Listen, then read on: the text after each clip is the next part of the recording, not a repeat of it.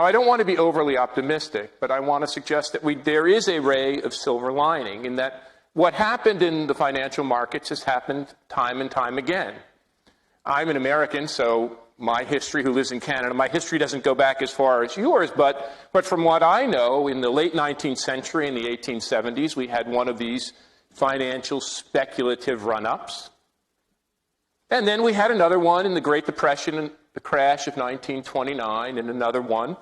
And then we had the crash of 2008. And one of the things I've been able to do is to take a long, hard look at these periods. I wrote a book about it. It's called The Great Reset. Not the topic of tonight. It's about creativity. But in that book, The Great Reset, looking back over these periods of crises, I found that they opened up two pathways for new rounds of growth and prosperity. First, they stimulate tremendous rounds of innovation. Huge periods of innovation and the creation of new technologies. The period of the 1880s, both in this country and in the United States and in Germany, was one of the greatest outbursts of innovation in human history.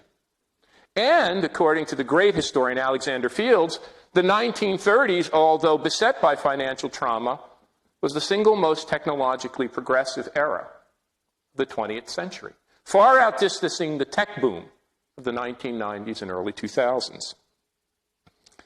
And when you think about it, how do we really create wealth in our societies? How do we really build prosperity? What is this august institution really about? It's not about moving money around and speculating wildly in the stock market or financial derivatives or even on housing and homes. It's about taking the one real source of economic wealth that we have. All of us share it. We see it in one another. We see it in our children and grandchildren. We see it in every little boy and girl. It's the only real source of wealth that human beings have. It's the thing that distinguishes us from every other species. It's our ability to harness our own creativity, to leverage the creativity of others, and to come together in great conurbations of cities and urban areas like this one, London, and to put our creativity to use to build new technologies, to build new enterprises, to build new public goods, to build new ways of living. And that's why, in a nutshell, I say creativity is our new economy. And it's something we have to harness, we have to cultivate, we have to take great care of. I would submit to you, and I want to encourage you to think about this not only tonight, but through this week and as you go through your deliberations, that in fact, we are living through a very auspicious time. And a time, although we'll have to struggle to rebuild. We'll have to struggle for quite a while because these periods of crisis and reset are generational events. But we are living through the greatest moment of economic transformation in all of human history. That's what I want to share with you. If you look back through all heretofore history, and you look at the way human beings created wealth, for most of that history, we worked hard on the land. We settled near river deltas. We tilled the soil. We built wealth by harnessing raw materials. And then, with the great Industrial Revolution that the classical economist Adam Smith, Karl Marx, in your own museum, wrote about, we took an additional source of wealth, the wealth that comes from human physical labor. And we combined raw material and human physical labor. The economists called it the three great factors of production: land, labor, and capital. Land, labor, and capital. We combined raw materials, natural resources, with masses of physical labor streaming off the countryside and into the cities in the United States, where my grandparents migrated from the southernmost tip of Italy, part of those great migrations into the booming industrial centers of the world. But for all that time, it was physical assets. natural resources, physical labor that created our great wealth, built our societies, created great cities, industrial cities, Manchester, Birmingham, Leeds, in the north of this country, all throughout the so-called Rust Belt or Middle Belt of the United States. But then over the course of the past 20 or 30 years, something changed. The world was beset by globalization. We saw the rise of what economists call new competitors. They give it a funny name. They call it the BRICS. Brazil, Russia, India, and China. New competitors with using technology and mobilizing billions of people to engage in physical labor caused our countries, for a time, to experience deindustrialization. In the United States, the percent of people in the blue-collar working class, which at one point was over 60% of the population, has dropped to less than 20%. And a startling statistic I present in my new book, The Rise of the Creative Class Revisited, 6% of the workforce in the United States is engaged in directly making things. But our economies have continued to grow. Our economies have continued to innovate. But we've added a new force of production, or we've cultivated a force we've all had for a long time. We've cultivated and brought it to the fore. And many people have speculated on this great economic transformation. Some called it the rise of an information age, a cybernetic age, a digital economy, a technology age, a post-industrial future, the rise of a service economy. And the great Peter Drucker said that we lived in a time of a knowledge economy, in a knowledge society. Now, all of those theories capture important elements of the transformation we're going through, but I would submit to you, I have submitted to you, that there is something more basic and fundamental.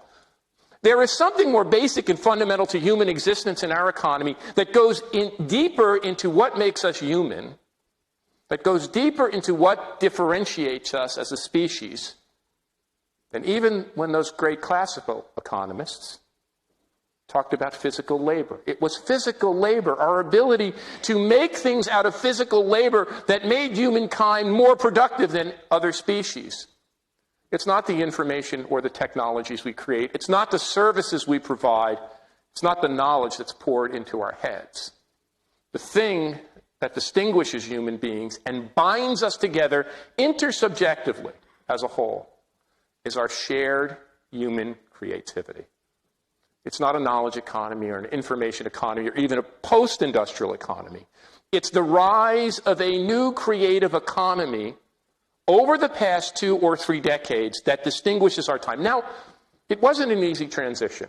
And those of us like me old enough to remember the 1950s, or perhaps the 1960s right here in London, will remember it was an interesting time, the rise of new kinds of music, the rise of new kinds of fashion and design, Carnaby Street, the rise of the Beatles, Jimi Hendrix, interesting, an American musician who comes to London and teams with 2 British mates to create his new. It was almost as if a giant temper tantrum was occurring in our society as we began to adjust. But beginning in the 1980s, the rise of the creative economy starts its enormous takeoff. In the United States alone, in that time, more than 20 million new jobs, 20 million new jobs were added in this creative sector of the economy. It is not just arts and cultural creativity that stimulates this transformation. It's the application of creativity in the fields of science and technology. The great high technology revolution, from semiconducting to computing to software to the new biotechnologies to the social media, and the application of creativity in all of the great professions of business and management, education, research, healthcare, and the law. Now, in the United States, where I live, or in Canada, where I teach, roughly 1/3 of the population is engaged directly in creative production. That's up from 5% at the turn of the last century. It's up from 10% in 1950 to 1/3 of the workforce today. In the United Kingdom, more than 40% of your workforce, amongst the highest in the advanced world, Only the Northern European and Scandinavian countries, Sweden, Denmark, the Netherlands, and Singapore, are higher in the range of 45 to almost 50%. Places like San Francisco, 45 or 46%. Manhattan in New York City, 40%. London itself, 42%. The eastern part of this city, which is going through an incredible transformation. According to the recent report from the Center for London, more than 3,000 new digital firms operating at the cutting edge of creativity, creating 50,000 jobs. 55% of the workforce in the creative economy. In the west of London, one of the highest figures in the world, nearly 7 in 10 workers are already members of this creative class. It is this creative force I write about in my book that is changing everything, from the way we work to the way we live to the application and rise of whole new industries. Now, some people hear this and they get a little bit skeptical. And they begin to think, and if you look at events that have happened in London, if you look at events that have happened in New York, they begin to think that perhaps creativity is a little bit elitist. That it is creating a creative elite that is leaving the masses behind. And it is true. It is true that our societies are becoming terribly unequal and divided by class. But I want you to know that creativity is not only our greatest resource, it is something that each and every one of us share, and I need to let you know where I learned this. My earliest studies were studies of manufacturing. And I went and visited all the great manufacturing plants of the United States Midwest and Upper Canada. I toured all through England and Wales, local firms, foreign firms, Japanese car plants. I went all through the continent of Europe and all through Asia. I came to one factory in Japan where I met the plant manager, and he told me something that I will never forget. He said, "Professor Florida, we're going to win the Industrial Revolution. The reason is not because your workforce is subpar. It's because you have an outmoded management model," and I teach in a business school. He said, "You believe the source of innovation and of business growth lies with the CEO and the business elite and the R&D scientists and engineers." He said, "We know better. The real source of economic growth comes from the hundreds and thousands and tens of thousands of people who man our factories and our suppliers' factories." And then when I was writing my book, I reflected where I really learned this. I learned this from my father. My father's name was Louis Florida. He was born in 1921 in Newark, New Jersey, the son of Italian immigrants. My dad was born, became a teenager in the heart of the Great Depression. He left school in Newark, New Jersey at age 13, put his books down on his desk to take up work in a factory. My grandfather worked in the factory. His older brother worked in his factory. My grandmother worked in a bakery, and his 6 siblings. It took 9 people to make one family supporting wage. My dad then, on the day Pearl Harbor was attacked, put his tools down in the factory, enlisted in the U.S. Army, fought alongside great British soldiers, stormed the beaches at Normandy, fought in all the great battles of World War II, and he came back and he went to work in the same factory. When I was a young boy, I wanted to see what my dad did, and I've always been fascinated by factories and technologies. And I begged my father to take me to the factory. They made eyeglasses that looked just like this. They made metal glasses and plastic glasses. And my dad would relent. First he would say, "No, you can't come to the factory. It's your job. I work in the factory, so you don't have to. It's your job to go to school." But I would cause a tantrum. I would cause a ruckus, to be quite candid. And he would relent on Saturdays when the plant was running overtime. I would enter that factory with the machines whirring and buzzing, and I would sit studying the machines. And my dad would tap me on the shoulder and he said, "Richard, it's not the machines that make this factory great. It's the knowledge, it's the intelligence, it's the creativity of the people who work here." You see, that's what we've forgotten. Every single human being is creative. That's the resource we have. That's the resource we must stoke. And sometimes we forget that. We think only special people are creative. Only great artists or musicians, great scientists are creative. But creativity is an intersubjective and a social process. In the academe, what do we say? We all stand on the shoulders of giants. We work together and we draw on the past to create new ideas. So with building our new economy based on creativity. And it is our task and our challenge, especially those of us who are blessed and advantaged, to actively work and stoke. Imagine if 4 in 10 people in this country have the great good fortune to work in the creative economy. If 6 or 7 in 10 in London do, if a third in the United States do, imagine what would happen if we could expand that from 30 to 40 to 50 to 60 to 70 to 80 to 90 and more percent. Well, I have one other thing to share with you, and it's the subject of much of my work.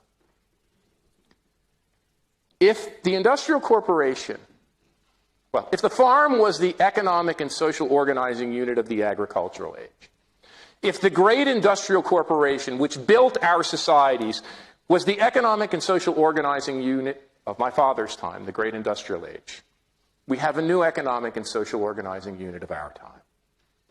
You can feel it. You can see it in the renaissance of this great city. You can see it in the resurgence of Manhattan. You can see it in the resurgence of great global cities in Asia. You know, it's the city itself. Our cities and communities are the social and economic organizing unit of the creative age. They are supplanting and complementing the role played in previous epochs by our great corporations. When people look at this shift, they get confused. They see our world has become technology. Our world has become global. We have gone through a period of globalization. And even the great writers and the economists said we have reached the end of geography, the death of distance. Thomas Friedman, in a book, said the world has become flat. Place is no longer important. It is certainly true that for some standard things, they can be moved offshore and globalized. But the reality is that place has become increasingly important. Our communities, our neighborhoods, and our cities have become more important than in any other time in human history. In just the past few years, the world crossed an incredible historic milestone. For the first time in human history, 50% of the entirety of the world's population live in cities and urban areas. According to the United Nations, that will increase to 70% by the year 2050. If you take just the 100 largest metropolitan areas in the world, London, New York, Tokyo, Shanghai, they produce more than 50% of our entire economic output. I've looked long and hard at this.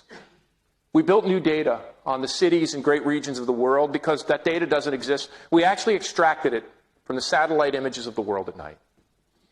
We were able to organize that data into the true economic units that power our world economy. It is not corporations, and it is no longer nation states. It is great conurbations, bigger even than individual cities. In the United States, it's the corridor, centered in New York, but which runs south to Washington, D.C., and north to Boston. 50 million people, $2 trillion in economic output. In this area of the world, it is the area of London, stretching to Leeds and Manchester. $1.2 trillion in economic output. It is not India and China that are great competitors. It is the Mumbai-Bangalore axis, the Beijing-Shanghai corridor, the world's 40 largest mega regions, and there are more than 200 countries in the world economy. Account for more than 2/3 of our entire economic output and 9 in 10 of our innovations. The world isn't flat. It's clustered, it's concentrated, and it's spiky. And it's becoming spikier and spikier and more clustered. As we globalize, we not only spread, we become concentrated. Now, I wasn't the first person to figure this out. In fact, the person who figured it out, who I need to share with you, was a woman who's now deceased, became a dear friend and mentor to me. Didn't have a PhD, didn't go to graduate school, didn't teach at university. Her name was Jane Jacobs. She was born in the easternmost part of Pennsylvania in Scranton, left to work at Architectural Forum in New York, where she began to observe the transformation of cities. And in her great books, The Death and Life of Great American Cities, The Economy of Cities, Cities and the Wealth of Nations, she made what she said was a very humble discovery. And as she told me when we spoke, and as she wrote in her book, she said, I think I made a discovery that most other economists missed. She said, if you look at the great work of Adam Smith, the greatest of the classical economists, and you look at his chronicles of the pin factory and the deepening division of labor, he pointed out that what powered economic growth was our ability to divide and subdivide tasks into the most elemental components. This is what Frederick Taylor picked up on with his stopwatch. Henry Ford added the assembly line. But she said, if you subdivide and divide further tasks into their most elemental component, and you make a division of labor more robust, you will get more efficiency. But what truly drives growth is not efficiency. It's innovation. And innovation comes not from companies. It may occur in companies. It comes from our communities and our cities. She had a great case study of this woman in New York who invented, of all things, the brassiere. And she invented the brassiere. She was a dressmaker in order to fit her customers' garments. So she knew a fabric manufacturer, an elastic manufacturer, and a hooks manufacturer. And she could combine and recombine. Just like Stephen Jobs didn't invent the personal computer. He went to Xerox Palo Alto Research Center in the Silicon Valley, and he combined and recombined components. Well, you've had your own history of creativity and innovation here. I remember meeting with one of your cabinet secretaries once, and he was talking about technology innovation and what it would take for England, the United Kingdom, to build a technology. And I said, you had one of the greatest creative industries of all time in rock and roll music. Combining and recombining sounds, combining and recombining fashion. We study the music industry. We consider it one of the canaries in the coal mine of the knowledge economy. It's a market in miniature. Jack White of the White Stripes, when they asked him what makes a great center of musical innovation, like London or Liverpool or Detroit or wherever, he said it's the same thing that Stephen Jobs says about technology. It's the ability of very talented people to combine and recombine, reconfigure themselves and invent new sounds. Many of our great musicians, including Jimi Hendrix, invented new technology. Your own Jim Marshall, inventing a new series of amplification devices for people like Pete Townsend of The Who or Jimi Hendrix to create new sounds and new sonic identities. It is this ability of cities, from music to art, to culture, to entertainment, to media, to technology. And you know, my colleague said, well, Richard, that's not true of technology. Technology occurs in suburban office parks. Technology does not nestle in great cities. They had a word for it. The Nerdistan, where the nerdy engineer goes. The Nerdistan, where technology would happen. Well, what's happened in the past decade? Look at the rise of East London and Tech City. Who could have ever imagined? Look at what's happening in Berlin after the wall came down and the artists moved in, and now Twitter, the social media company, has chosen it for its European headquarters. I looked at the statistics today for you. The Silicon Valley, the birthplace of high technology industry, the mecca for science and engineering. Oh yes, it still has a lot of venture capital investment. It gets about $6 billion. But the inner city of San Francisco, for the first time, gets more, $8.5 billion. Manhattan has become the third largest center of venture capital financed high technology in all of America. And Washington, D.C. in the center, and Chicago. And Los Angeles, around Venice and Santa Monica, are catching up. It took a while. The automobile caused us to decentralize. The suburbs grew and provided cheap space. And it looked for a while like maybe arts and culture was in the city, but now technology is back too. Our cities are our single greatest innovation. They are truly humankind's greatest flourishing of our capacity to innovate and create. When Robert Lucas accepted his Nobel Prize in economics, he had an essay he called The Mechanics of Economic Development. He said, I will be devoting this essay to Jane Jacobs, who showed us what is really the mechanism of economic growth. The real mechanism of economic growth is as people come together in cities, we combine our creative talents, we leverage each other's skill, and we build more and more wealth. Which leads me to my concluding remark and our challenge. I read in your own paper today the Financial Times, about the property boom in London. In Miami, they said, in the Financial Times today, property values since 1995, including the crash, have risen 64%. In Manhattan, the Financial Times reported today, property values, including the crash and the bubble bursting, have increased double. In London, depending on the metric you use, whether you're counting in pounds or dollars, it's between 3 and 4 times. And they said, of course, that London, like New York, was becoming a city where some Britons lived and many people from the world economy lived. It was becoming a global city. I built maps of this, of many of the great global cities in the world. As creativity has become the motor force of production, the creative class has prospered. Do you know, in the United States, for the members of the creative class, the great good fortune, the researchers, the technologists, the artists, the musicians, the journalists, the educators, the rate of unemployment has never crossed 5% in the Great Crisis, while the workers and blue-collar workers, their unemployment rate, 10, 15, 20. The mayor of Detroit said in Detroit, the unemployment rate was over 50%. Our cities are becoming more divided. I wrote in the Financial Times about this. Our cities are becoming more divided, but it doesn't have to be that way. You see, every great crisis and period of transformation, we appear to be divided. It happened in the Depression. Oh, and then there was organizing, and there was rioting, and there were revolutionary movements, and it happened in the 1880s, the rise of socialism and communism. But we're smart. You see, our task is we can't prosper with just a creative elite. We need to dig down deep. We need to recognize that every single human being is creative. And that's what I call the new social compact. We need a new social compact. We need a new social contract.